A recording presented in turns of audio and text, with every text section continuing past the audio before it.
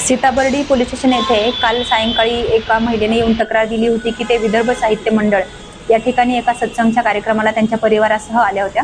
आणि गाडीतून उतरल्यानंतर त्यांना वॉशरूमला जायचं असल्याने त्यांनी तळमजल्यावरील वॉशरूमचा वापर करण्यासाठी त्या गेलेल्या होत्या आणि ज्या वेळेला वॉशरूम करून उठल्या त्यावेळेला त्यांच्या लक्षात आलं की खिडकीतून कोणीतरी त्यांचा मोबाईल हल्ल्यासारखा दिसला, म्हणून त्यांनी पटकन बाहेर येऊन धावत येऊन आरडाओरडा केल्यानंतर त्यांचे पती जे बाहेर उभे होते त्यांनी त्या इसमाला पकडलं आणि त्याच्याकडे त्याचा मोबाईल चेक केला असता त्याच्यामध्ये त्या महिलेचा व्हिडिओ दिसून आला। त्यानंतर त्यांनी तत्काळ सीताबर्डी पोलीस स्टेशनला संपर्क साधून त्या इसमाला ताब्यात देऊन त्याच्या विरुद्ध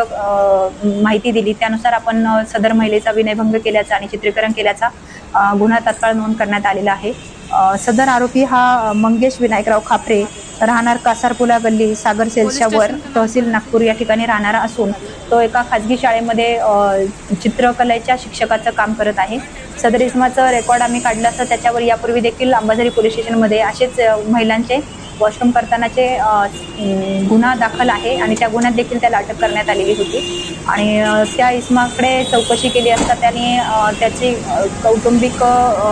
पत्नीसोबत वाद आहेत आणि पत्नी माहेरी गेल्यानंतर तो स्वतःला खूप एकटं महसूस करतो म्हणून तो अशा प्रकारचे कृत्य करतो असं त्यांनी सांगितलेलं आहे। तो थोडा विकृत स्वभावाचा असल्याचं दिसून येत आहे आणि त्याच्या मोबाईलमध्ये असेच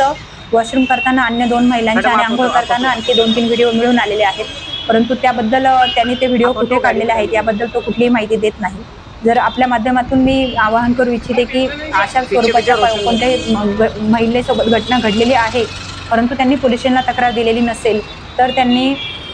सीताबर्डी पोलीस स्टेशन येथे येऊन माहिती द्यावी, जेणेकरून आरोपी सध्या ताब्यात आहे त्याच्याविरुद्ध आणखी गुन्हे दाखल करून योग्य ती कायदेशीर कारवाई करण्यास मदत होईल। तसेच सर्व महिलांना मी आवाहन करू इच्छिते की आपण जेव्हा सार्वजनिक ठिकाणी जाता त्यावेळेला वॉशरूमचा किंवा बाथरूमचा वापर करत असता त्यावेळेला